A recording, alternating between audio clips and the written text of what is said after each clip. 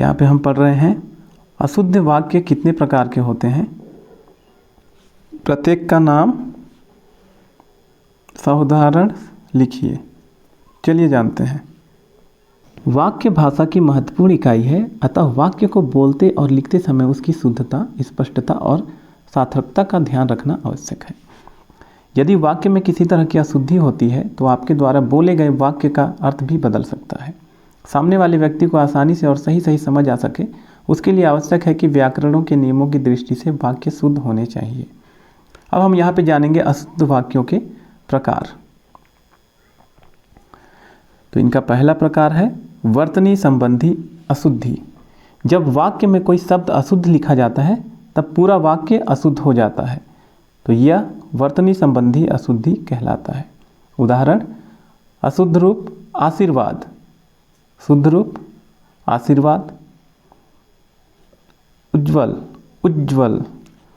तो यहाँ पे आप उदाहरण को देखते हुए समझ लें।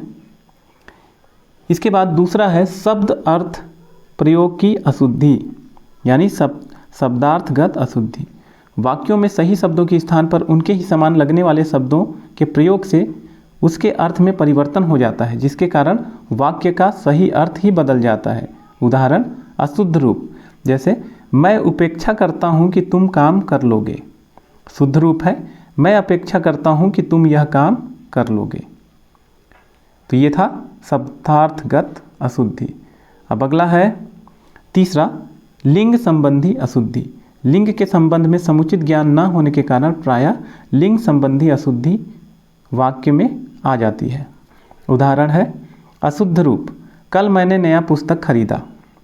इसका शुद्ध रूप होगा कल मैंने नई पुस्तक खरीदी। अब चौथा है वचन संबंधी अशुद्धि। वाक्य में वचन संबंधी अशुद्धि किए जाते हैं। उदाहरण देखते हैं। अशुद्ध रूप, भारत में अनेकों राज्य हैं। इसका शुद्ध रूप है भारत में अनेक राज्य हैं। अब पांचवा है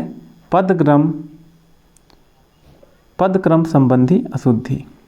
वाक्य में पदों के उचित क्रम में न होने पर उसके भाव या अर्थ में स्पष्टता नहीं रहती, अतः इसे पदक्रम संबंधी अशुद्धियाँ कहते हैं। उदाहरण है अशुद्ध रूप, जाता वह बाजार है। इसका शुद्ध रूप है वह बाजार जाता है। छठवां है पुनरावृत्ति संबंधी अशुद्धि। एक ही वाक्य में जब एक ही भाव या अर्थ प्रकट करने वाले दो शब्दों का प्रयोग कर दिया जाता है। उदाहरण है अशुद्ध रूप, वह बहुत जल्दी वापस लौट आया। इसका शुद्ध रूप है वह बहुत जल्दी लौट आया। अब सातवां है विराम चिन्ह संबंधी अशुद्धि। वाक्य में विराम चिन्ह सही स्थान पर न लगने से वाक्य को समझने में कठिनाई होती है। उदाहरण देखते हैं। अशुद्ध रूप, धीरे धीरे ध्यान से चलो। शुद्ध रूप है धीरे धीरे ध्यान से चलो। अब आ जाते हैं आठवां, संज्ञा संबंधी अशुद्धि पे। अनावश्यक अथवा अनुपयुक्त संज्ञा पदों के प्रयोग के कारण। इसके उदाहरण है अशुद्ध रूप, प्रातः काल के समय घूमना चाहिए। शुद्ध रूप है प्रातः काल घूमना चाहिए। इसमें अनावश्यक संज्ञा लगा था क्योंकि प्रातः काल भी लिखा हुआ है और समय भी लिखा हुआ है। अब नौवां आ जाते हैं सर्वनाम संबंधी अशुद्धि। कभी कभी सर्वनाम के अशुद्ध रूप का प्रयोग भी किया जाता है। उदाहरण है अशुद्ध रूप, मोहन और मोहन का पुत्र दिल्ली गए हैं। इसका शुद्ध रूप कैसा होगा? मोहन और उसका पुत्र दिल्ली गए हैं। अब 10वां आ जाते हैं विशेषण संबंधी अशुद्धि पे। वाक्य में कई बार अनावश्यक या अनुपयुक्त विशेषण का प्रयोग करने से वाक्य अशुद्ध हो जाता है। इसके उदाहरण देखते हैं। अशुद्ध रूप, यह सबसे सुंदरतम साड़ी है। इसका शुद्ध रूप है यह सुंदरतम साड़ी है। अब 11वां क्रिया संबंधी अशुद्धि। जब वाक्य में क्रिया का प्रयोग कर्ता के लिंग एवं वचन के अनुसार नहीं होता तब क्रिया संबंधी अशुद्धि हो जाती है। इसके उदाहरण है अशुद्ध रूप, मेरी बहन वापस आया है। इसका शुद्ध रूप है मेरी बहन वापस आई है। अब 12वां है क्रिया विशेषण संबंधी अशुद्धि। उदाहरण देखते हैं। अशुद्ध रूप, विद्यालय के दाएं बड़ा सा मैदान है। इसका शुद्ध रूप है विद्यालय के दाईं ओर बड़ा सा मैदान है।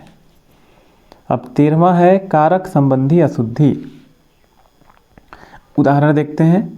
अशुद्ध रूप, मैं सारी पुस्तक पढ़ ली है। इसका शुद्ध रूप है मैंने सारी पुस्तकें पढ़ ली हैं। हमने जाना अशुद्ध वाक्य कितने प्रकार के होते हैं, प्रत्येक का नाम उदाहरण सहित लिखिए। अब मिलते हैं अगले क्वेश्चन के साथ अगले वीडियो में।